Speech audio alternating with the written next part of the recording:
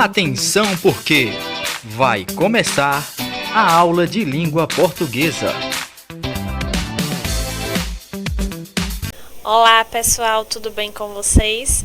Estamos aqui para mais uma aula de língua portuguesa. Eu sou a professora Fernanda Cordeiro e estou aqui para ministrar mais uma aula para vocês, tá bom? Espero que estejam todos bem prontos para mais uma aula. Vamos lá? Vamos iniciar fazendo a correção da atividade da aula da semana passada, tá bom?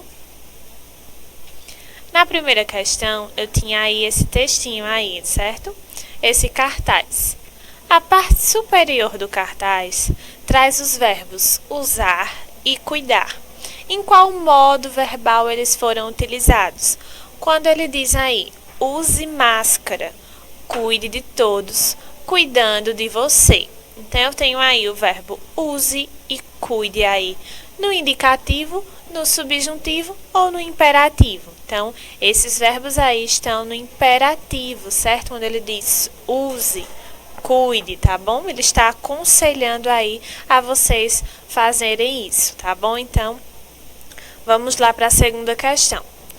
Como ficaria a mesma frase no modo subjuntivo? Lembrando que o modo subjuntivo é aquele que vai indicar dúvida e incerteza, tá bom? Então, na letra A, se você usasse máscara, talvez cuidasse de todos, cuidando de você. Então, a alternativa correta seria a letra A, onde ele coloca aí, ó, se você usasse, talvez cuidasse. Então, ele coloca aí, indicando uma incerteza, certo? Uma dúvida. A terceira questão, a resposta era pessoal, certo? Onde vocês iriam escrever uma situação do dia a dia usando o modo imperativo. Então, a resposta era pessoal, ok? Então, vamos lá, pessoal. Na quarta questão tem essa tirinha aí, onde pedia para vocês identificarem os verbos e o modo verbal em que esses verbos se encontravam. Então, tinha aí, use, compre, beba, coma, prove. E o que eles pensam que nós somos? E o que nós somos? Então, ela pensa aí, né? Então, os verbos que foram identificados aí na tirinha.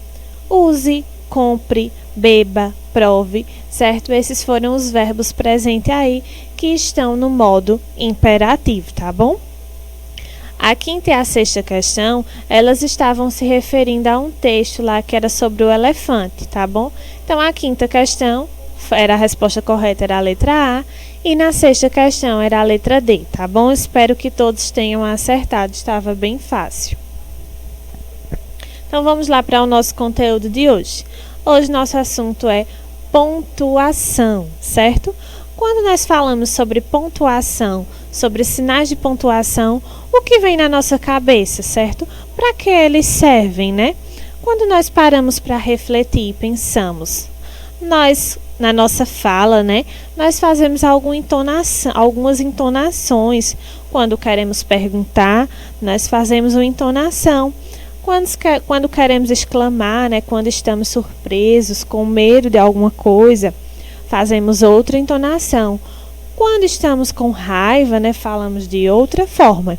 Então, esses sinais de pontuação, eles vão servir para justamente fazer isso, essas entonações, sendo que na forma escrita. Então, vamos lá ver. A pontuação, ela indica na escrita as várias possibilidades de entonação da fala. Então, cada pontuação, ela vai servir para sabermos a entonação correta no momento da fala, além de ajudar na expressão de pensamentos, sentidos e emoções, tornando mais clara e precisa a compreensão do texto. Então, se eu pegar um texto sem pontuação nenhuma, ele vai ficar claro para mim ou eu vou ficar com dúvida? O que é que vocês acham? Eu vou ficar com bastante dúvida, porque não vai haver compreensão, não vai haver coerência nesse texto, porque ele não foi pontuado. Então, como é que eu vou ler algo de forma precisa, sabendo realmente o que a pessoa quis falar naquele texto, se ele não tiver pontuação, não é verdade? Então, os sinais de pontuação apontam para a questão do ritmo da escrita, né? Então, eles também vão vir para saber a hora de pausar, né? Para saber se tem aquela pausa mais longa, né? Então, ele vai apontar o ritmo da escrita. Se eu for ler um texto sem pontuação nenhuma, eu vou falar sem parar. Mas se ele tiver as vírgulas, os pontos, aí eu vou ter as pausas bem direitinho, né? Então, eu vou ter um ritmo realmente naquele texto. Os tipos de pontuação. Eu tenho 3 tipos básicos de pontuação, certo? Eu vou ter aqueles sinais que indicam que a frase não foi concluída, certo? Que a frase ainda vai continuar, que não parou por ali. Que vai ser a vírgula, o travessão, os parênteses, o ponto e vírgula e os 2 pontos. Então, esses que indicam que a frase não foi concluída.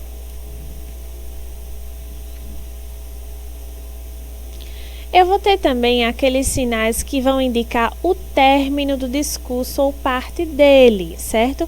Então, ele vai indicar que o discurso ou parte daquele discurso, ele encerrou. Que vai ser o ponto simples, né? Que eu vou utilizar no final de uma frase simples, o ponto simples. O ponto parágrafo, né? Que eu vou utilizar no final de um parágrafo, né? Que vai ser aquela parte maiorzinha. E o ponto final, né, que eu vou utilizar no final de um período, certo? No final de um texto. Então, vou finalizar realmente aquele discurso. E tem os sinais que indicam uma intenção ou estado emocional. Então, são aqueles sinais que vão indicar uma intencionalidade discursiva. Ele vai ter uma intenção na sua fala ou vai indicar o estado emocional em que aquela pessoa se encontra, então, decorrente da sua fala. Então, são eles, o ponto de interrogação, né? Quando eu vou fazer uma pergunta, o ponto de exclamação, né? Quando eu vou exclamar, vou expressar uma emoção, um sentimento, e as reticências, né? Que são aqueles 3 pontinhos aí que vai dar continuidade ao texto. Vamos lá ver detalhadamente cada um desses sinais de pontuação. A vírgula. De uma forma geral, a vírgula ela indica uma pausa no discurso, certo? Sua utilização é tão importante que pode mudar o significado quando não utilizada ou utilizada de modo incorreto. A vírgula também serve para separar termos com a mesma função sintática, bem como para separar o aposto e o vocativo. Minha gente, tem várias questões do uso da vírgula, né? Daria uma aula inteira só sobre a questão da vírgula, em vários casos que ela é utilizada, né? Então, de uma forma geral, ela vai indicar a pausa no discurso. Então, tem aquele ditado lá, uma vírgula muda tudo, né? Uma vírgula faz a diferença, e é verdade. Vocês vão ver nos exemplos agora. Quando diz aí, ó, não estou bem, não estou bem. Mas se tirar a vírgula, eu fico mal. Quando ele diz aí, não estou bem, ele está dizendo que está bem, né? Mas quando tira a vírgula, aí ele vai ficar mal. Por quê? Porque vai ficar não estou bem. Não vai ter a pausa aí do não. Não vai ser não estou bem. Vai ser não estou bem, né? Então, vai mudar totalmente o sentido dessa frase aí, certo? Porque não vai ter a pausa no não. Então, vejam como a vírgula ela pode mudar totalmente o que se quer dizer. Tem esse outro exemplo aí, tá? A mulher lá gritando e o ladrão aí do lado. Aí ela diz, ajuda um ladrão. Aí, ufa, né? Ela vê o carro da polícia e diz, ufa. Aí ela diz, por que você não está prendendo ele? Aí o policial vai, passa e diz, esqueceu a vírgula. Então, observem, quando ela grita, ela não coloca a vírgula aí, ela diz, ajuda um ladrão. Ela queria dizer, na verdade, ajuda um ladrão, né? Ela estava pedindo ajuda, mas ela não soube se colocar na sua fala, né? Ela não deu essa pausa que necessitava para que a compreensão da fala dela fosse coerente. Então, observem que a vírgula muda totalmente um discurso. Vamos agora ver o ponto e vírgula. O ponto em vírgula ele vai indicar uma pausa mais longa que a vírgula. Ou seja, ele vai ter a função de ponto e vai ter a função de vírgula, tá bom? e vai indicar essa pausa mais prolongada, tá bom? Algumas funções dele: separar as partes que tenham orações já separadas por vírgula. Então, eu tenho aí no exemplo: já tive muitas capas e infinitos guarda-chuvas, mas acabei me cansando de tê-los e perdê-los. Há anos vivo sem nenhum desses abrigos e também, como toda a gente, sem chapéu. Então, observem que ele separou aí orações que já estavam separadas por vírgula, tá bom? Separar itens em uma enumeração. Quando eu estou enumerando alguma coisa, aí eu vou lá usando o ponto e a vírgula. Por exemplo, a prova constará de um estudo de texto, ponto e vírgula, 5 questões gramaticais contextualizadas, ponto e vírgula, uma redação sobre o tema abordado, ponto, porque aí eu encerrei a minha enumeração. Se eu fosse colocar mais alguma coisa, né, eu continuaria com ponto e vírgula, e no final apenas coloco o ponto final. Separar orações coordenadas que se contrabalançam em força expressiva, formando antítese, por exemplo. Nesse caso aí, a antítese são coisas, o oposto.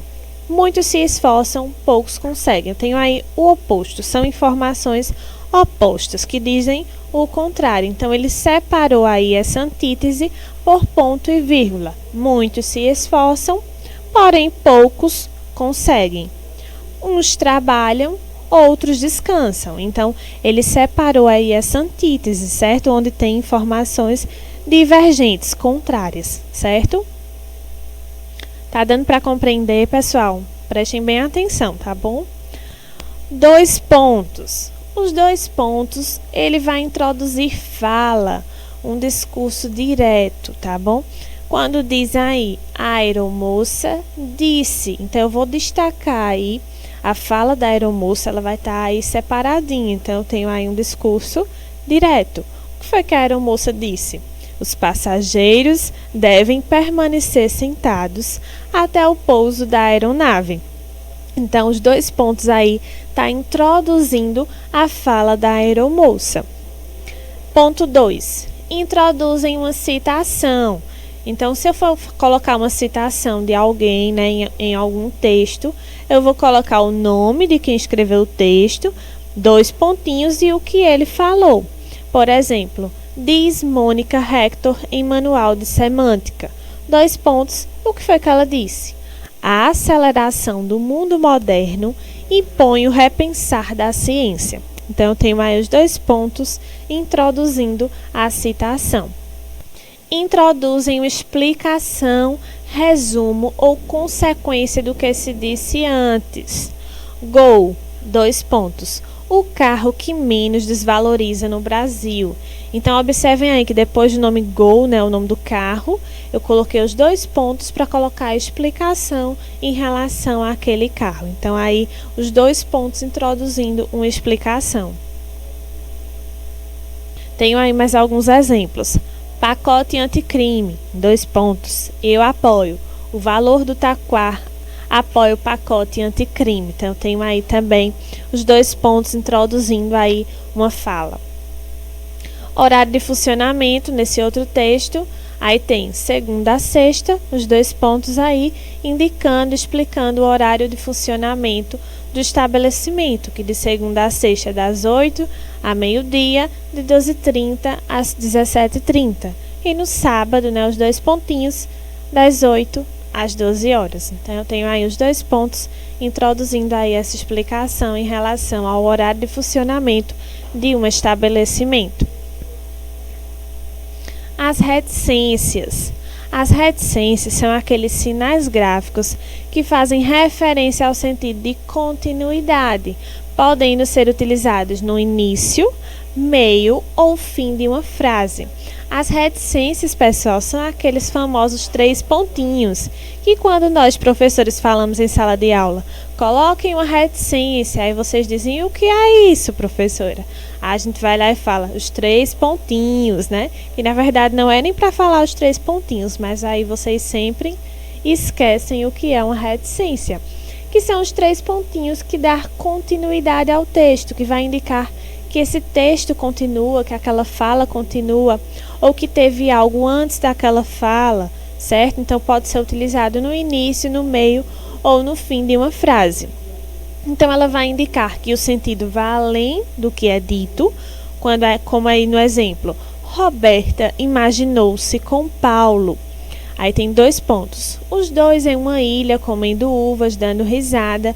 E aí colocou os 3 pontinhos indicando que aí o pensamento dela continua, né? O que ela estava imaginando aí tem continuidade. Então ele parou aí no dando risada. Para indicar excitação ou dúvida. E a prova, filho? Bem, a prova não fui muito bem. Então isso é bem comum aí entre nós, entre vocês, alunos, né? Quando os pais perguntam como foi a aula, como foi a prova, e vocês ficam lá pensativos, bem, a prova. Então esses 3 pontinhos aí, eles vão servir justamente para isso, para indicar essa dúvida, né? Que vocês estão pensando o que vai falar, o pai ou a mãe. Espero que não seja o caso de vocês, tá bom? Tem um exemplo aí. Quando é hora de comer, nós come.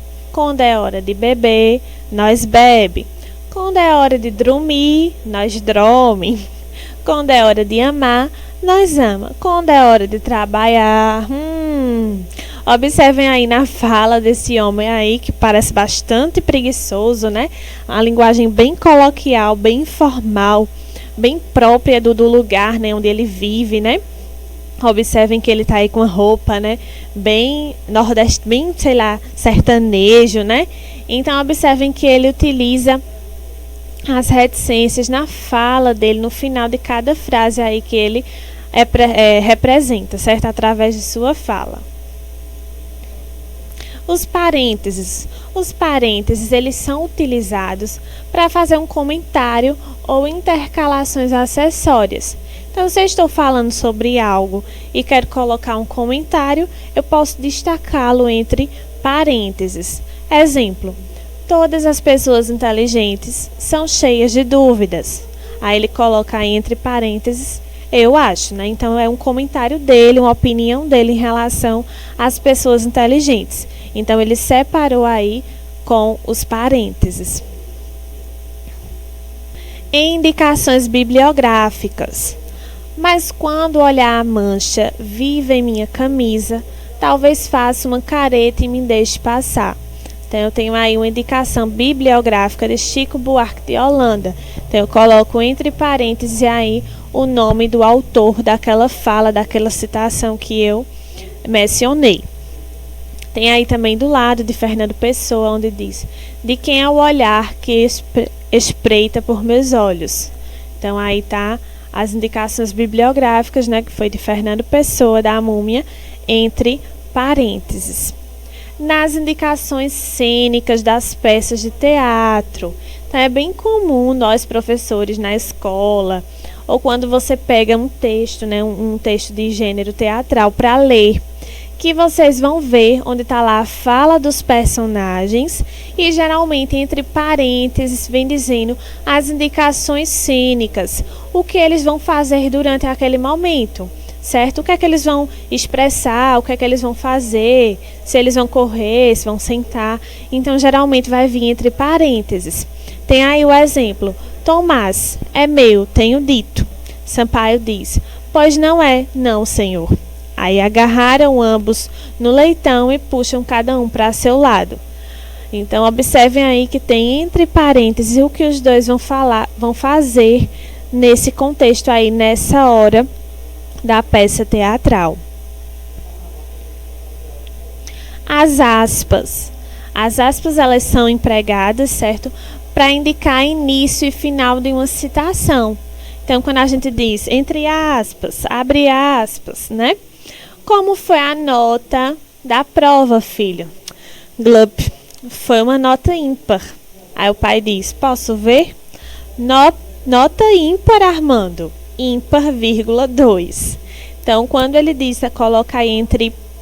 entre aspas, nota ímpar, Armando, né? Ele quis fazer um questionamento, aí ele citou nota ímpar de uma forma meio... Foi isso mesmo que ele quis dizer? Então, ele destacou aí entre aspas. Para destacar alguma palavra do corpo do texto, seja por ironia, seja por tratar-se de um neologismo ou estrangeirismo. Ironia, né, de forma irônica, quando eu falo uma coisa, na verdade, querendo falar outra. O neologismo, que é uma palavra nova. Ou o estrangeirismo, que é uma palavra de outro lugar, uma palavra estrangeira. Então, para destacar uma dessas palavras no corpo de um texto, eu posso utilizar as aspas. Exemplo, os anjinhos já estão prontos? Quando ela coloca anjinhos entre aspas, ela quis chamar mesmo de anjinhos ou ela foi irônica e na verdade ela queria dizer outra coisa, né? O coffee break será às 15 horas. Coffee break é aí uma palavra estrangeira, um estrangeirismo, então por isso destacado entre aspas. Para marcar diálogo, em substituição ao travessão. Então, eu também posso marcar um diálogo entre aspas, se eu não quiser usar o travessão. Aquela menina estuda aqui no CM, perguntou Nicodemos. Então, observem que a fala dele aí foi marcada pelas aspas, certo? Que também poderia ser pelo travessão. Nesse caso, substituiu o travessão pelas aspas. Vamos agora ver o travessão, né? Que ele vai indicar a fala, começo ou fim e a mudança de interlocutor. Então, ele vai indicar o início da fala, certo? E a mudança. Se tem outro interlocutor, então outro travessão, certo? Você não precisa de pílulas. Que pílulas? Essas para acalmar.